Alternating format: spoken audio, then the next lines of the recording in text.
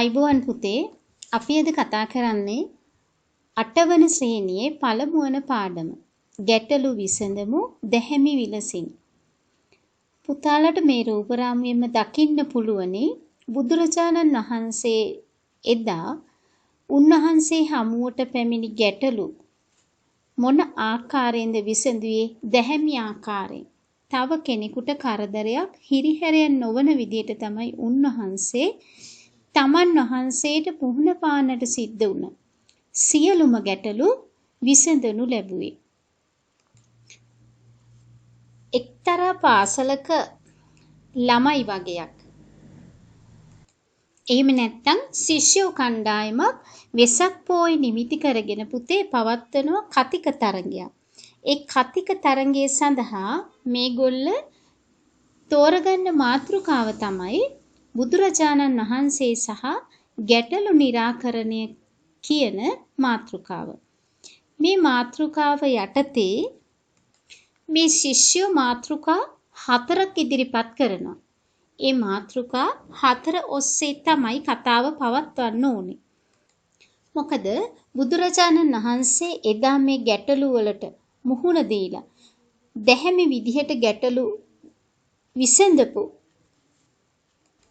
ආකාරයටම අපිටත් පුළුවනි පුතේ අපි කෙරෙහි යම්කිසි ගැටලුවක් ඇති වුනහම ඒ ගැටලුව දිහා සානුකම්පිතව බලලා එයින් තව ගැටලුවක් ඇති නොවන ආකාරයට ඒ ගැටලුව විසඳ ගන්නට. අපි බලමු මේ ශිෂ්‍ය අතරේ බෙදලා දුන්න මාතෘකා මොනවද කියන එක. බුදුරජාණන් වහන්සේ ගැටලු निराකරණය කරපු අවස්ථා 4ක් මේ අය යොදා ගන්නවා. 1 දේවදත්ත තෙරුන්ගේ පංචවර යාචනය, 2 කාන්තාවන්ට පැවිද්ද ලබා දීම, 3 චුල්ලපන්තක හිමියන් රහත් වීම, 4 පැවිද්දේ කලකිරුණු නන්ද හාමුදුරුවෝ කියන මාතෘකා 4 ඔස්සේ තමයි මේ අය කතා පවත්වනු ලබන්නේ. අපි මේ අතරින් පළවෙනි මාතෘකාව බලමු පුතේ දේවදත්ත තෙරුන්ගේ පංචවර යාචනය. පුතාල පෙළපොත පෙරලා ගනිමු. දෙවන පිටුවේ සඳහන් වෙනවා දේවදත්ත තෙරුන් වහන්සේ එදා ඉදිරිපත් කරපු පංචවරය පිළිබඳව. පුතේ දේවදත්ත හාමුදුරුවෝ කියන්නේ පුතාලා දන්නවා යසෝදරා දේවියගේ අයියා සිදුහත් කුමාරයාගේ මස්සිනා. ඉතින් මේ සිදුහත් කුමාරයා එදා ශිල්ප දක්වනකොට මුල ඉඳලම දේවදත්ත කුමාරයාගේ සියුම් ඊර්ෂ්‍යාවක් ඇති වෙනවා. මොකද මේ සිදුහත් කුමාරයා ශිල්පෙහි මනා දක්ෂයෙක් නිසා. දේවදත්ත කුමාරයා කාටවත් පරාජය වෙන්න හා දෙවෙනි වෙන්න කැමති නැති චරිතයක්. ඒ නිසා බෝධිසත්වයන් වහන්සේ බුද්ධත්වයට පත් වුණාට පස්සෙත් අර මුලදි තිබුණා වගේම වෛර කරන්න පටන් ගන්නවා. මේ දේවදත්ත කුමාරයා මහාන වෙන්නට යන අවස්ථාවේදී බද්දිය, අනුරුද්ධ, ආනන්ද, බගු, කිම්බිල කියන රාජකුමාරවරුත් උපාලි කියන කරණවැමියත් සමග තමයි පැවිදි බිමටපත් වෙන්නේ. ඒ කියන්නේ පුතේ මේ උපාලි කියන්නේ රාජකුමාරයෙක් නෙවෙයි. මේ කුමාරවරුන්ගේ රැවුල කොණ්ඩ කපපු පුද්ගලයා. එයත් කැමති වෙනවා මේ කුමාරවරුත් සමග පැවිදි බිමට යන්නට. ඒ නිසා මේ හැම කෙනෙක්ම එකතු වෙලා මේ අය ගිහින් මහාන වෙනවා. මහාන වුණාට පස්සේ මේ දැන් දේවදත්ත හාමුදුරුවෝනේ මහාන වුණාට පස්සේ. එතකොට මේ දේවදත්ත හාමුදුරුවෝ ඒත් අර පෙර තිබුණා වගේම බුදුරජාණන් වහන්සේ ගැන ඉරිසියාවක් ඇති වෙනවා. බුද්ධත්වයේ ලබා ගැනීමට කැමති වෙනවා. හැබැයි ඒ බුදුරජාණන් වහන්සේ වගේ මනා කැපවීමක් කරලා නම් නෙවෙයි.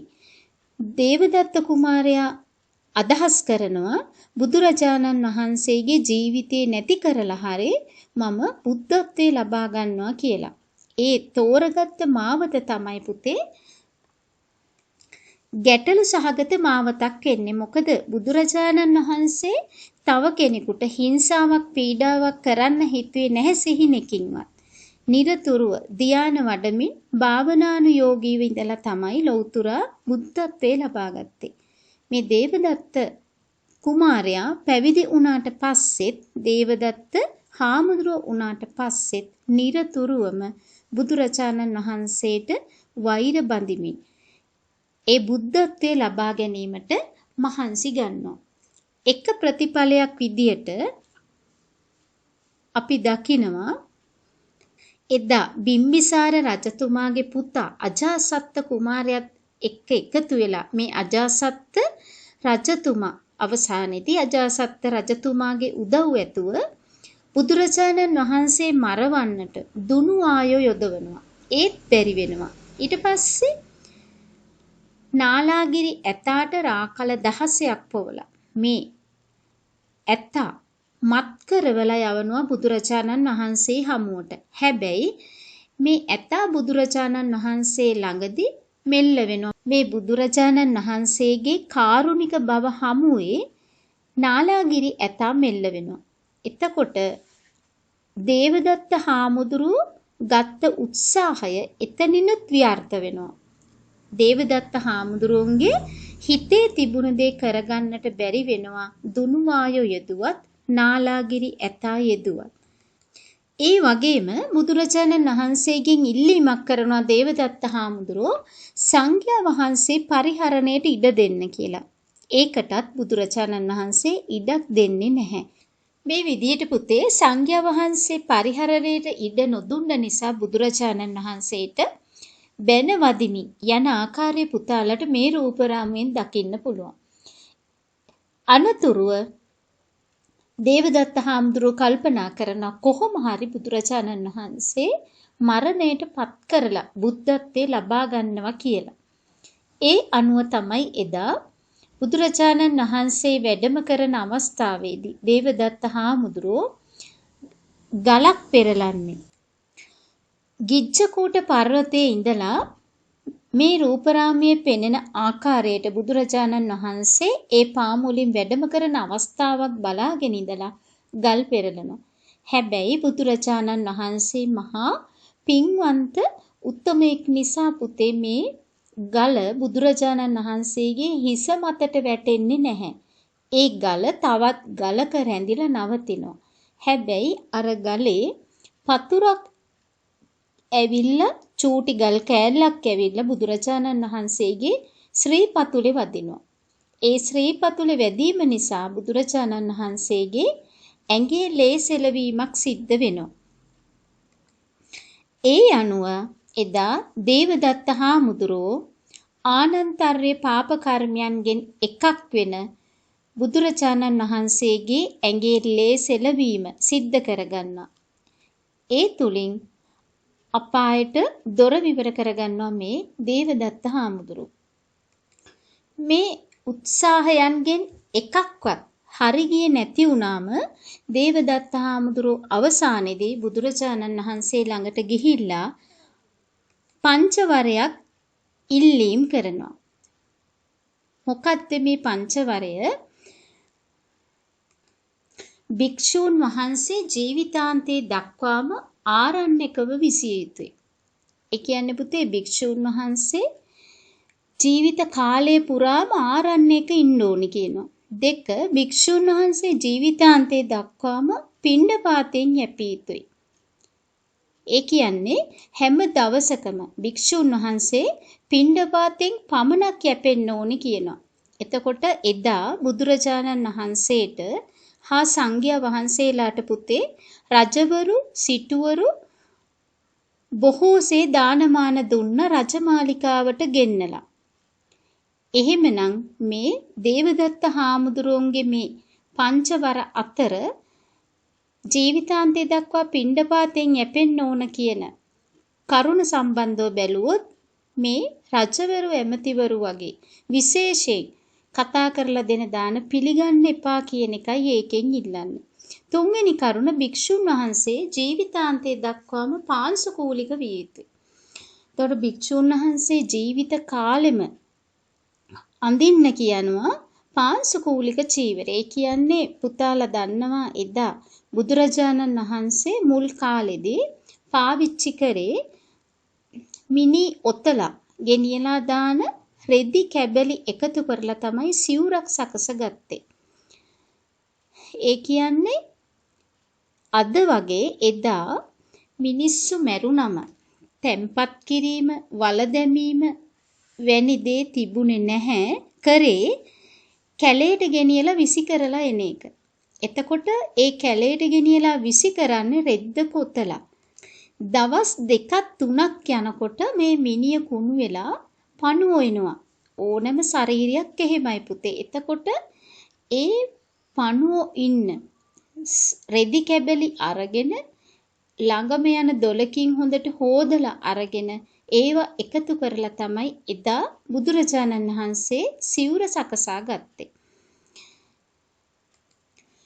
පසු කාලීනව වන විට රජවරු, ඇමතිවරු වගේ අය, සිටුවරු වගේ සිවුර පූජා කරන්න ගත්තා.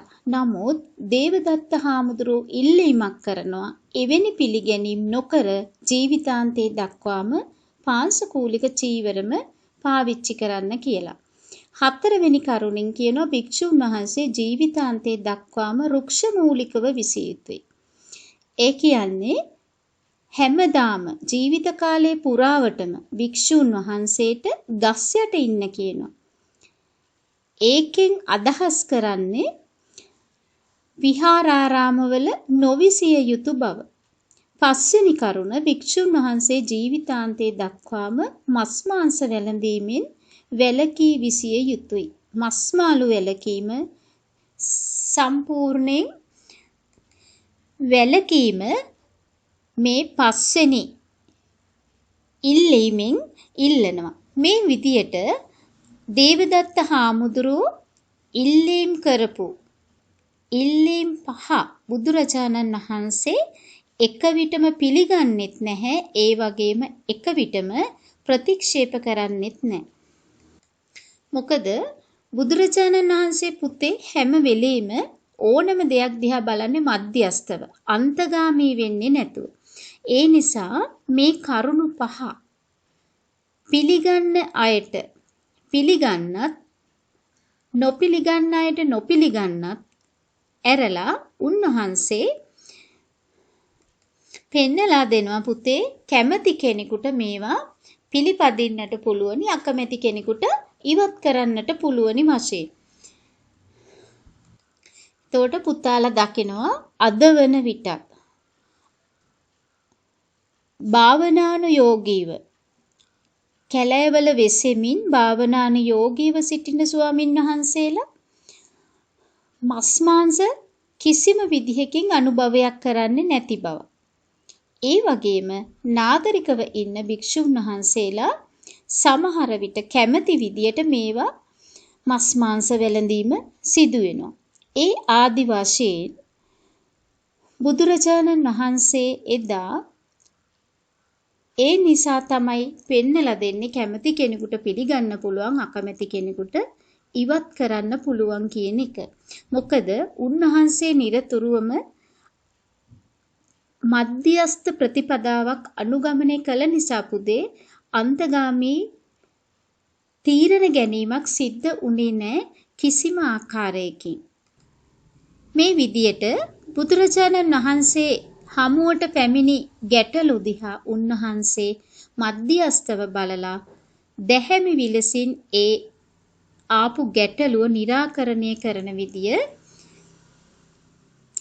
අපේ ජීවිතවලටත් අපි ආදර්ශයක් කරගත යුතු වෙනවා. අපේ ජීවිතවලට ශිෂ්‍යෝ විදිහට ගැටලුවක් පැන නැගුණම අපි ප්‍රකෝපකාරී වෙලා වර්තමානයේ ගොඩක් දරුවෝ එහෙමනේ පුතේ පුංචි ප්‍රශ්නයක් හමුවේ බොහොම විදිහට ප්‍රකෝපකාරී වෙනවා.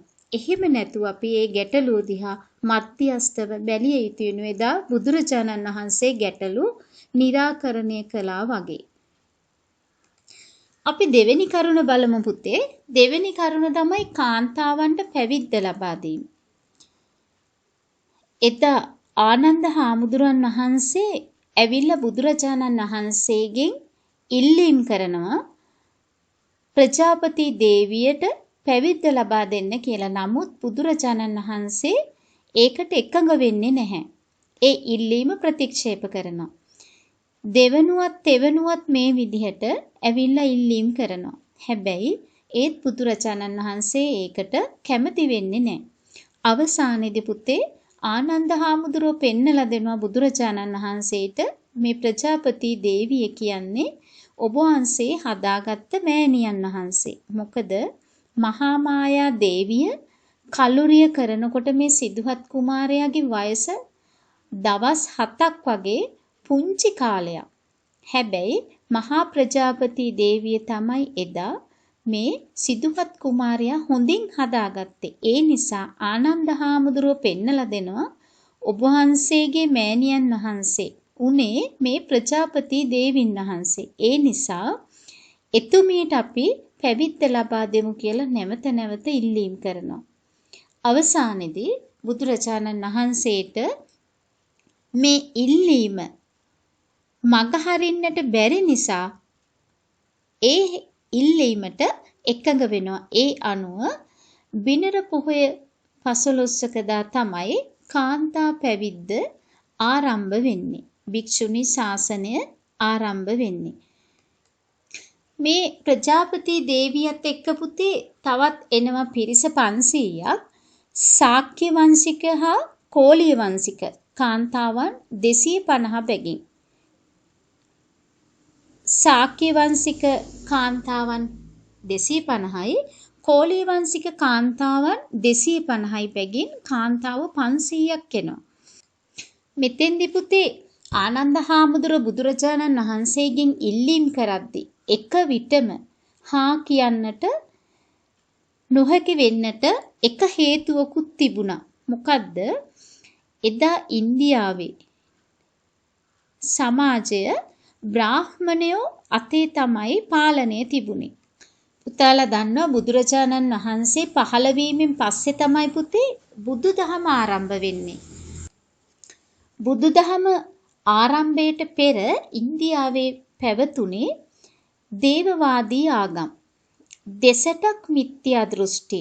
දෙසටක් කියන්නේ පුතේ 62ක්. ආගම් එදා ඉන්දියාවේ තිබුණා 62ක්. ඒ අය හැම කෙනෙකුගේම අදහස උනේ දෙවියන් මුල් කරගත්ත ඉගැන්වීම. ඒ කියන්නේ දෙවියන් තමයි මේ ලෝකය මැව්වේ. ඒ නිසා ඒ ලෝකේ මවපු දෙවියන්ගේ කැමැත්තට තමයි වැඩ කළ යුත්තේ කියන එක. පුතාලට මේ රූපරාමයෙන් දකින්න පුළුවනි පුතේ. එදා ඒ ඉන්දියාවේ දෙවියන් කෙරෙහි පූජාවන් පැවැත් වූ ආකාරය වර්තමානයේ වන විටත් ඒ අය ඒ ආකාරයෙන් මේ පූජාවන් පවත්වනවා. එදා ගංගා නම් ගඟ ඒගොල්ලන්ගේ පුණ්‍ය තීර්ථයක් බවට තමයි පත් වෙලා තිබුණේ. ඕනෑම පවක් සිද්ධ කරලා ගංගා නම් ගඟේ බැහැලා හිටියම ඒ අය විශ්වාස කරපු සියලුම පව් හේදිලා යනවා කියලා. ඒ කියන්නේ ඊයේ දවසේ මොනතරම් පව් කරත් අද උදෑසනින්ම ගිහිල්ලා ගංගා නම් ගඟේ කරවටක් වතුර පිරෙන තෙක් බැහැලා ඉන්නව හවස් වෙනකන්. එතකොට ඊයේ කරපු පව් හොදන්න පුළුවන් කියන විශ්වාසයක් මේ අය අතරේ තිබුණා. ඒ විතරක් නෙමෙයි පුතේ. දැන් ඔයාලට මේ රූපරාමුවෙන් පේනවා කිසිම කාන්තාවක් මේ රූපරාමුවේ නැති බව. ඉන්නේ පිරිමි අය පමණයි. එදා ඉන්දියාවේ කාන්තාවට මේ බ්‍රාහ්මණයෝ කිසිම තැනක් දුන්නේ නෑ පුතේ.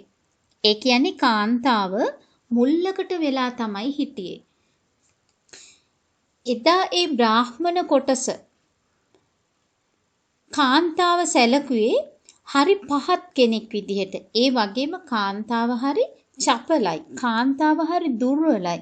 මෙන්න මේ විදිහට කියමින් කාන්තාව ගෙයි මුල්ලකට දාලා තිබුණා. ඒ කියන්නේ පුංචි කාලේ තමුන්ගේ පියා යටතේ ජීවත් වෙන්න ඕනේ.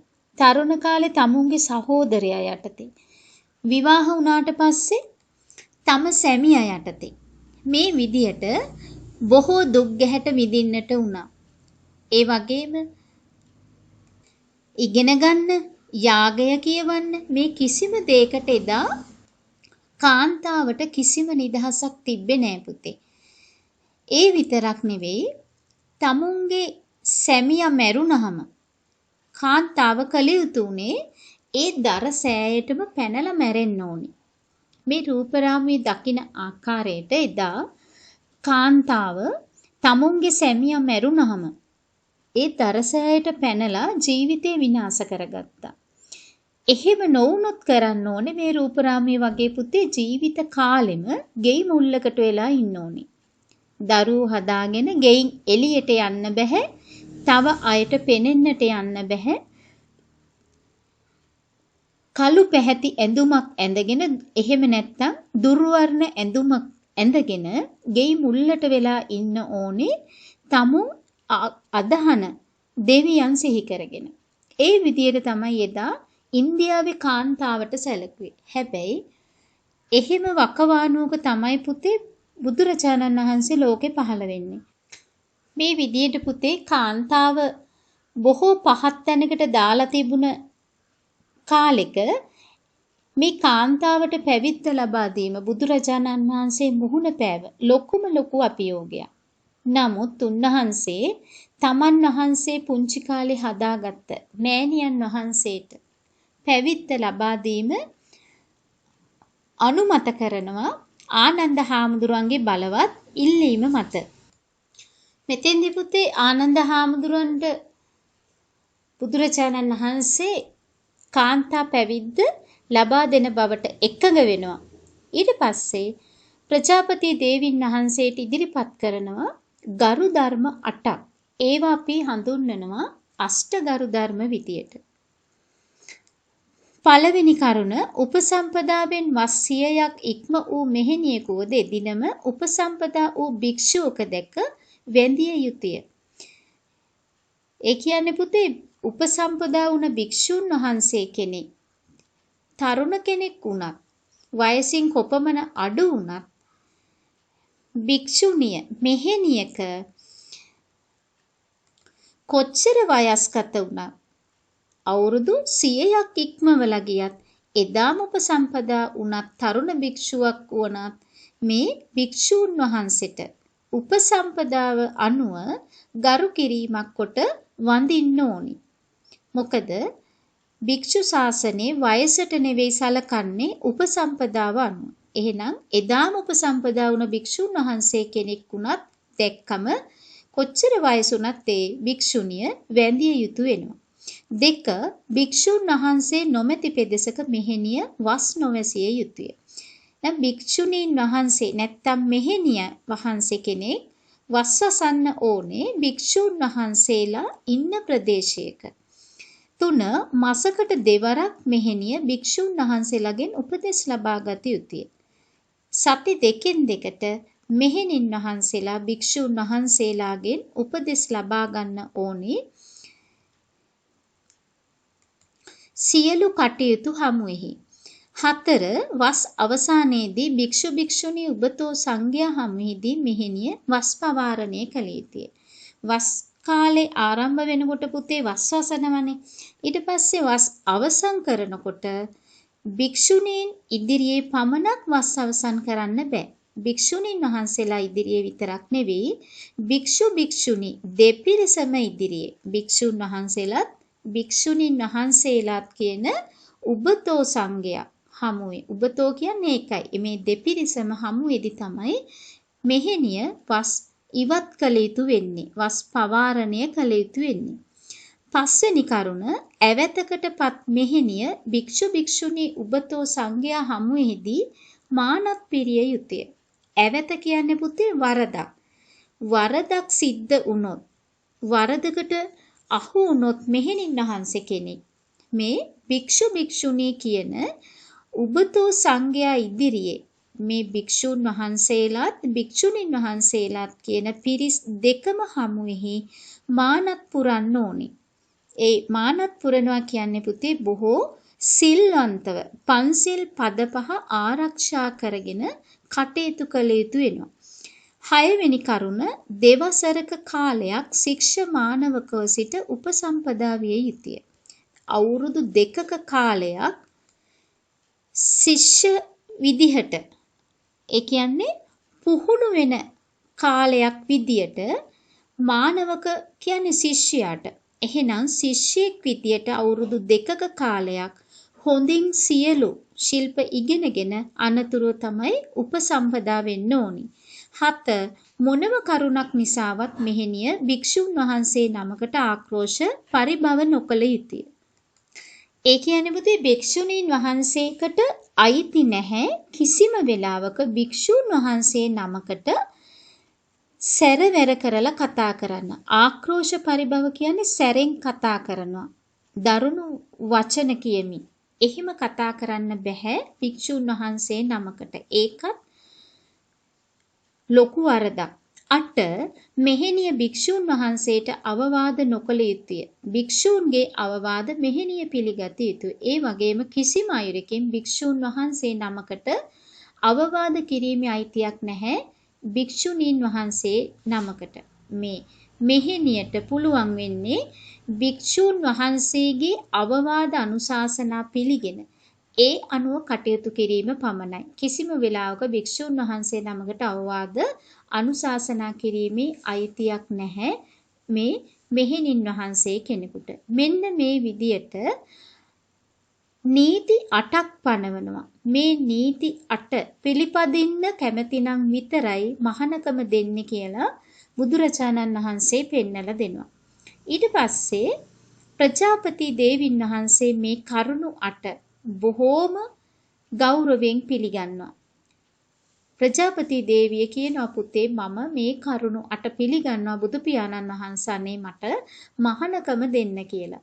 ඊට පස්සේ මේ කසාවත් ඇඳගෙන හිස මුඩු කරගෙන කිඹුල්වත් නුවර ඉඳලා විශාලා මහනුවරට පයින්ම තමයි ප්‍රජාපති දේවියත් යසෝදරා දේවියත් ඇතුළු මේ ශාක්‍ය කෝලිය කුමාරිකාවන් පැමිණියේ. පැවිදි වෙස් අරගෙන මේ පැමිණි පිරිසට බුදුරජාණන් වහන්සේ භික්ෂුත්වය ලබා දෙනවා.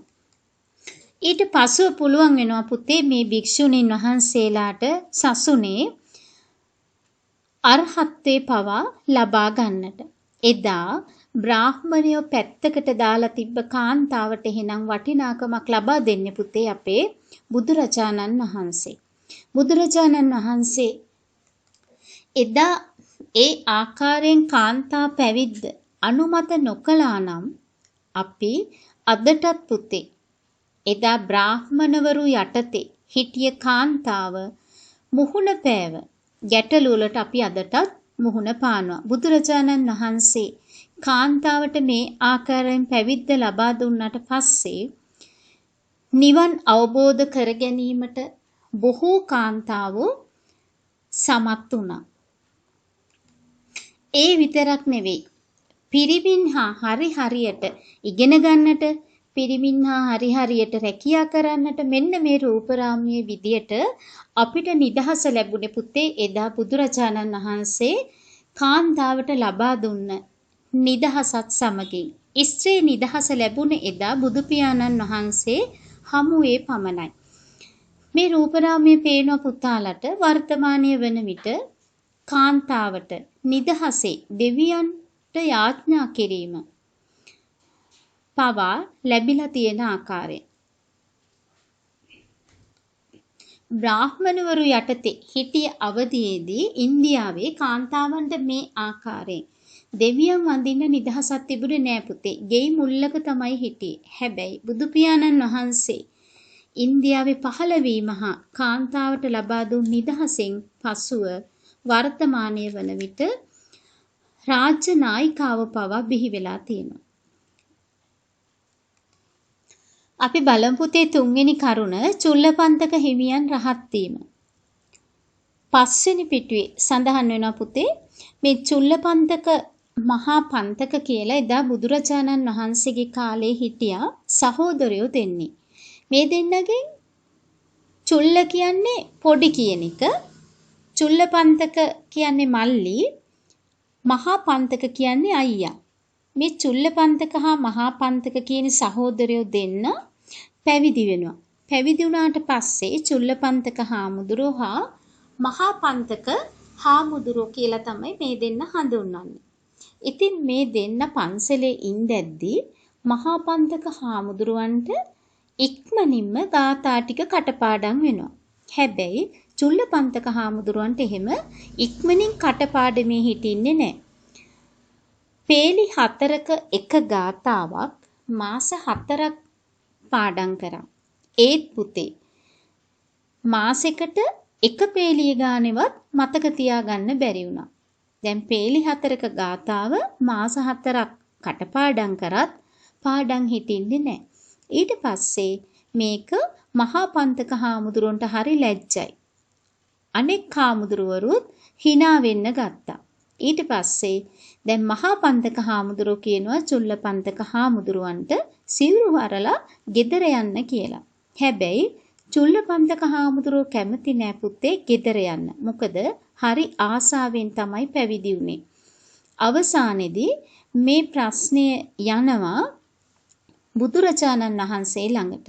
ඒ වෙලාවේ බුදුරජාණන් වහන්සේ මේ චුල්ලපන්තක හාමුදුරුවන්ට පිහිට වෙනවා. කොහොමද පිහිට උනේ? සුදු පාට රෙදි කෑල්ලක් නැත්තම් සුදු පාට ලේන්සුවක් අතට දීලා කියනවා මේ ලේන්සුව බොහෝම ඉවසීමෙන් යුක්තව පිරිමදින්න කියලා. කොහොමද මේ ලේන්සුව පිරිමදින්නේ? රජෝහරණං කියමි. රජස් කියන්නේ පුතේ දූවිලි. එහෙනම් හරණං කියන්නේ හරණය වේවා නැත්තම් ඉවත් වේවා. එතකොට මේකේ තියෙන මේ දූවිලි ඉවත් වේවා කියනකොට පුතේ රජෝහරණං කියනකොට අතේ තියෙන දූවිලි ඉවත් වෙලා මේ ලේන්සුවේ ඒ සියලු දූවිලි රැඳෙන්න ගන්නවා. ඊට පස්සේ අර සුදු පාටට තිබුණ ලස්සන ලේන්සුව කැත වෙනවා. අතේ තිබුණ සියලු දූවිලි මේ ලේන්සුවේ. ඒ වෙලාවේ මේක භාවනාවක් බවට පත් වෙනවා. මොකද එකම අරමුණකින් කියන්න ගත්තම අවසානයේදී මේ චුල්ලපන්තක හාමුදුරුවෝ කල්පනා කරනවා මේ රෙදි කෑල්ල කොහොමද කිලුටුනේ මගේ අතේ තිබුණ කුණු ටික මේ ලේන්සුවේ දැවටීම නිසා. ඒ කියන්නේ මේ ශරීරයේ මහා කුණු ගොඩක් කියන එක උන්වහන්සේට අවබෝධ වෙනවා. ඒ විදියට මේ ලේන්සුව පිරිමැදීම තුළින්ම උන්වහන්සේට පුළුවන් වෙනවා නිවන් අවබෝධ කරගන්නට. මෙතෙන්දී පුතේ තව රසවත් සිදුවීමක් තියෙනවා. මොකද්ද?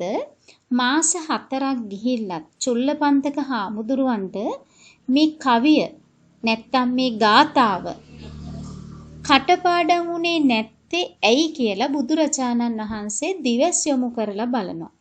ඒ වෙලේ උන්වහන්සේට පේනවා මේ චුල්ලපන්තක හාමුදුරුවෝ මීට ආත්ම ගණනකට පෙර ආත්මිකදී ශිෂ්‍යෙක් විදිහට ශිල්ප ඉගෙන ගන්න අවස්ථාවේදී යාළුවෙකුට පාඩම වරදිනවා.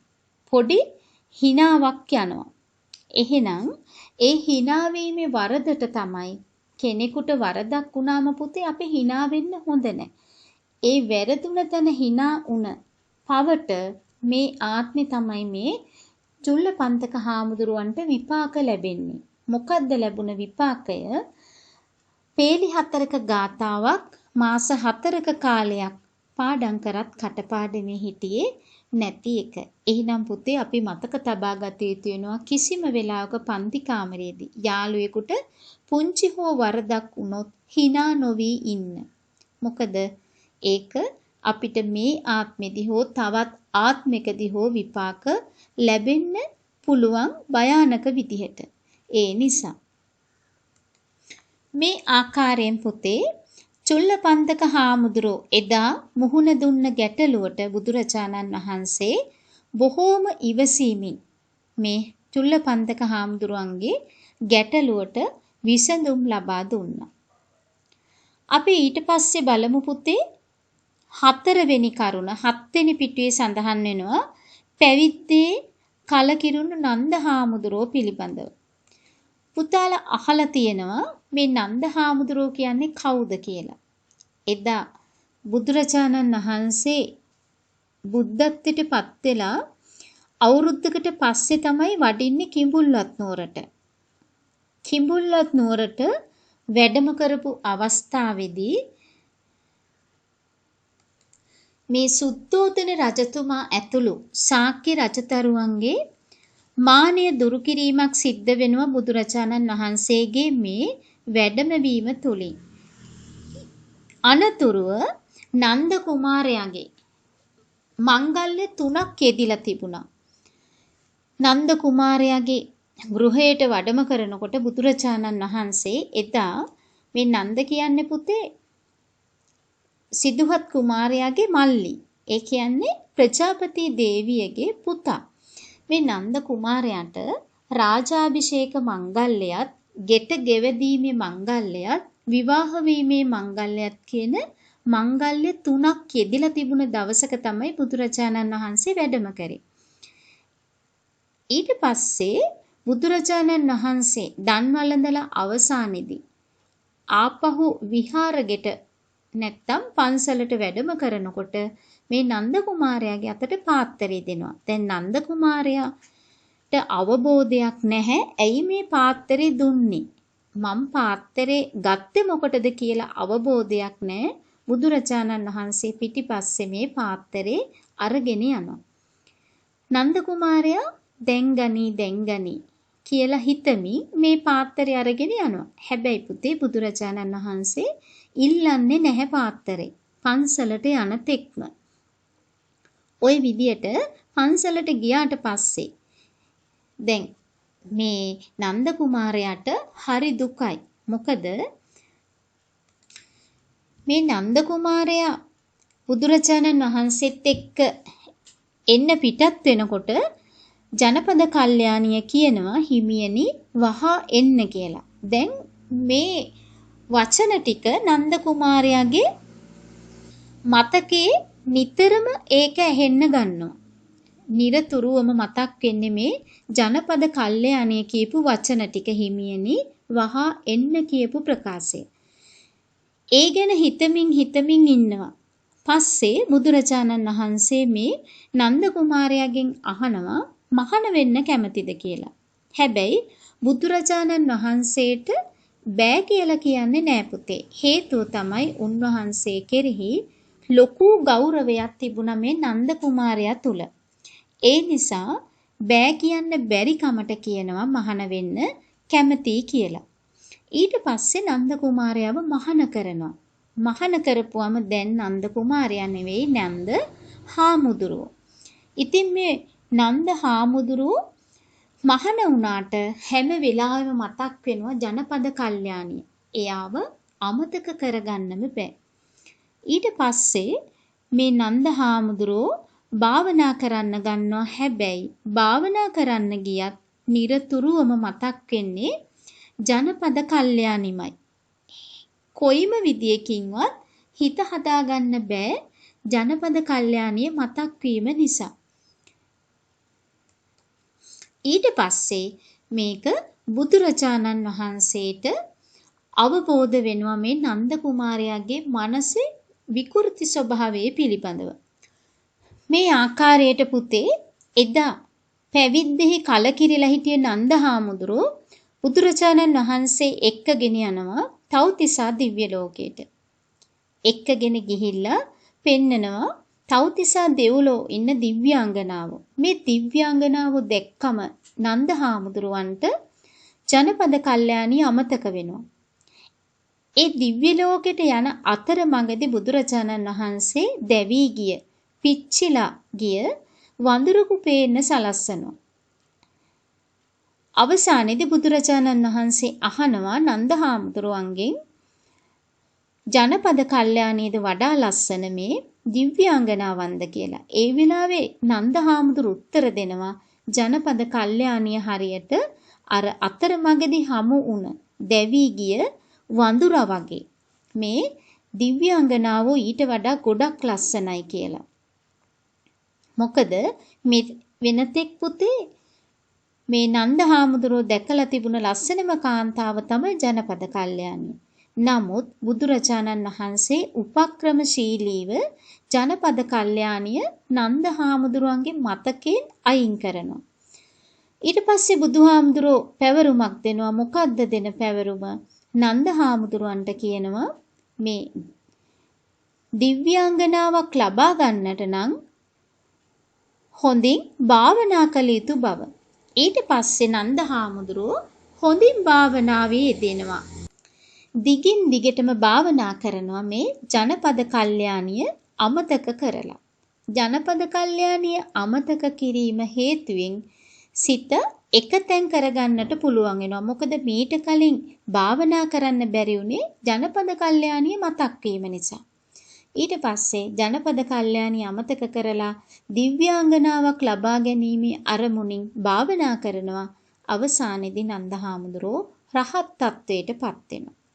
රහත් තත්වයට පත් වුණාම ආයේ ජනපද කල්යාණියවත් කිසිම දිව්‍යාංගනාවක්වත් අවශ්‍ය වෙන්නෙත් නැහැ. ඒ ගැන හිතන්නෙත් නැහැ. එහෙමනම් පුතේ බුදුරජාණන් වහන්සේ ඒ ගැටලුවටත් සාර්ථකව පිළිතුරු හෙව්වා. කොහොමද පිළිතුරු හෙව්වේ? නන්දහාමුදුරුවෝ ජනපද කල්යාණිය ගැනම හිතමින් ඉන්නවා. හැබැයි මේ ජනපද කල්යාණිය අමතක කරන්නේ කොහොමද කියන එක බුදුරජාණන් වහන්සේකට උත්තර හෙව්වේ භාවනාව තුලින්. භාවනා කිරීමෙන් මේ දිව්‍යාංගනාවක් පෙන්වීම තුලින් ඇය ලබා ගැනීමට නම් භාවනා කළ යුතු බව පෙන්වුවා. අවසානයේදී ඒ දිව්‍යාංගනාවවත් ජනපද කල්යාණියවත් අවශ්‍ය උනේ නෑ නන්ද හාමුදුරුවන්ට. මොකද එතනින් පස්සේ නන්ද රහතන් වහන්සේ. මේ ආකාරයට පුතේ බුදුරජාණන් වහන්සේ එදා උන්වහන්සේ හමුවට පැමිණි සියලුම ගැටලු දැහැමි විදිහට විසඳනු ලැබුවා. එක ප්‍රශ්නකින් තවත් ප්‍රශ්නයකට යන්නේ නැතුව ඒ ප්‍රශ්නය දැහැමි විදිහට තමයි විසඳන්නේ. ආයි එයින් ගැටලුවක් ඇති නොවන විදියට.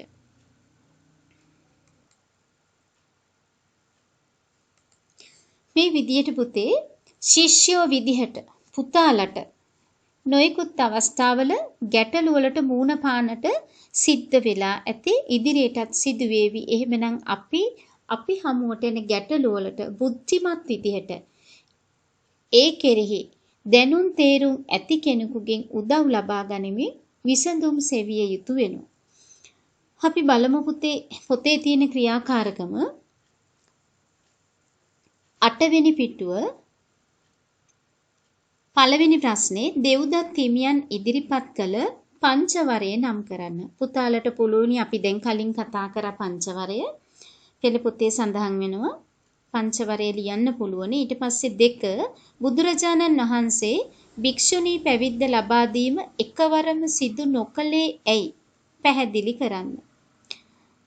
භික්ෂුණී පැවිද්ද ලබා දීම එකවරම සිදු නොකළේ ඇයි කියලා තියෙනවා. පුතාලට ඒකටත් පිළිතුර ලියන්න පුළුවනි. ඒ ගැන පැහැදිලි අවබෝධයක් ඇති කියලා හිතෙනවා. මම පැහැදිලි කරලා දුන්න පුතාලට ඒකට හේතු. ඊට පස්සේ බලමු. පැවරුම ඔබේ යහළුවෙකුට ඇති වූ ගැටලුවක් හා ඒට ඔබ ලබා දුන් සාර්ථක විසඳුමක් දැක්වෙන චිත්‍රකතා පොත්පින්චක් සකසන්න. පොතේ ක්‍රියාකාරකම් කරාට පස්සේ පුතේ පැවරුම් පොත අරගෙන පැවරුම ලියලා උත්තර ටික ලියමු. පැවරුම් 1 පළවෙනි ප්‍රශ්නේ බුද්ධ ශාසනයේ පළමුව පැවිදි බිමටපත් කාන්තාව නම් කරන්න. බුද්ධ ශාසනයේ පළමුව පැවිදි බිමටපත් කාන්තාව නම් කරන්න. 2 දේවදත්ත කුමාරයා හා පැවිදි වූ අනෙක් කුමාරවරු නම් කරන්න. දේවදත්ත කුමාරයා හා පැවිදි වූ අනෙක් කුමාරවරු නම් කරන්න. 3 බුදුරජාණන් වහන්සේ කිඹුල්වතට වැඩම කරන විට යෙදී තිබුණ නන්ද කුමරුගේ ත්‍රිවිධ මංගල්‍ය නම් කරන්න. බුදුරජාණන් වහන්සේ කිඹුල්වතට වැඩම කරන විට යෙදී තිබුණ නන්ද කුමරුගේ ත්‍රිවිධ මංගල්‍යය නම් කරන්න. 4. දේවදත්ත තෙරුන්ගේ පංචවර යාචනය ලියා දක්වන්න. 5. බුදුරජාණන් වහන්සේ කාන්තා පැවිද්ද සඳහා ඉදිරිපත් කළ අෂ්ටගරු ධර්ම ලියන්න. හොඳයි පුතේ, විනාඩි 10ක් වගේ කාලයක් තුල ඉක්මනින් අපි මේ ප්‍රශ්න ටිකට උත්තර ලියමු. ඊට පස්සේ පිළිතුරු ටික බලමු.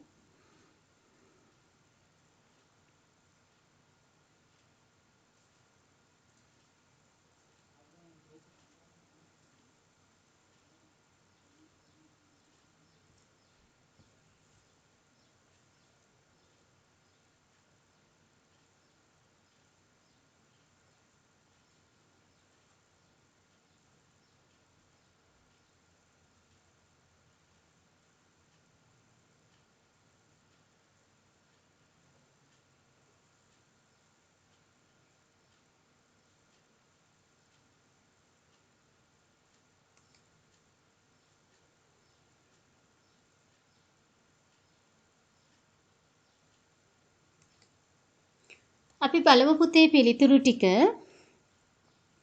පළවෙනි ප්‍රශ්නේ, බුද්ධ ශාසනයේ පළමුව පැවිදි වූ කාන්තාව නම් කරන්න. පළමුව පැවිදුණු කාන්තාව තමයි මහා ප්‍රජාපති දේවිය. දෙවෙනි ප්‍රශ්නේ, දේවදත්ත කුමාරයා හා පැවිදි වූ අනෙත් කුමාරවරු නම් කරන්න. බද්දිය, අනුරුද්ධ, ආනන්ද, බගු, කිම්බිල, උපාලි කියන කුමාරවරු. තුන්වෙනි ප්‍රශ්නේ, බුදුරජාණන් වහන්සේ කිඹුල්වතට වැඩම කරන විට නන්ද කුමරුන්ගේ යෙදී තිබුණු ත්‍රිවිධ මංගල්‍ය ලියන්න කියනවා. රාජාභිෂේක මංගල්‍ය, ගෙවදීමේ මංගල්‍ය හා විවාහ වීමේ මංගල්‍ය. හතරවෙනි ප්‍රශ්نين අහනවා දේවදත්ත තෙරුන්ගේ පංචවර යාචනය. භික්ෂුන් වහන්සේ ජීවිතාන්තය දක්වා අරණ්‍යකව විසිය යුතුයි. ජීවිතාන්තය දක්වා පිණ්ඩපාතයෙන් යැපිය යුතුයි. ජීවිතාන්තය දක්වා පාංශකූලික විය යුතුයි. ජීවිතාන්තය දක්වා රුක්ෂමූලික විය යුතුයි. ජීවිතාන්තය දක්වාම මස් මාංශ වැළඳීමෙන් වැළකී විසිය යුතුයි. ඊට පස්සේ පස්වෙනි ප්‍රශ්නේදී අහනවා අෂ්ටගරු ධර්ම. මේ විදිහට අෂ්ටගරු ධර්ම ටික ලියලා පුතාලට මේ ආකාරයෙන් ලකුණු සටහන් කරලා බලමු පුතේ ඔයාලා මේ පාඩමේ අවසානය මතක ශක්තිය කොහොමද කියලා. හොඳයි පුතේ, අපි පාඩම නවත්තමු.